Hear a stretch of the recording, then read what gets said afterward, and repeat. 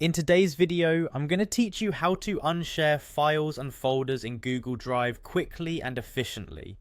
We all know how convenient it is to share files via Google Drive, whether for collaboration, sharing memories with friends, or handling important documents. However, there will be times when you need to regain control over shared content, and that's precisely what we're going to focus on today. I'll walk you through the steps to revoke access easily and ensure your documents remain private when needed.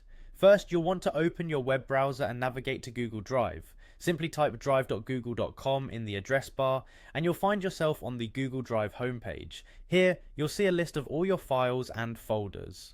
Now look through your drive and locate the specific file or folder you previously shared and wish to unshare. Click on it to select it, ensuring it is highlighted and ready for the next steps. Once you've selected the file, your next task is to identify the Share button. You'll find it situated towards the upper right hand side of the screen, usually indicated by an icon of a person and a plus sign.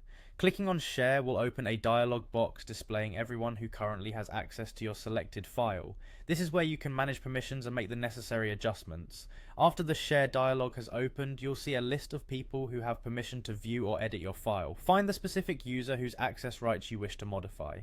Next to their name, there will be a drop-down menu, typically set to Editor if they have editing privileges. Click on this drop-down arrow to reveal more options. From the list, look for the option labelled Remove Access. This is the key to unsharing your file. Clicking on this option will revoke the person's permission, ensuring they no longer have the ability to view or edit your file. Repeat this process for any additional users if you wish to revoke access from more than one person. Once you've removed access for the desired individuals, take a moment to verify everything.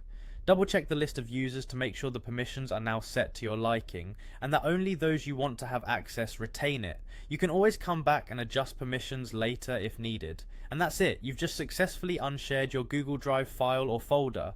Now you can manage your files with more confidence, knowing who has the ability to view or edit them. It's a simple yet powerful way to ensure your digital workspace remains secure and organized. Thanks for watching, and be sure to check out our other Google Drive tutorials if you need further assistance.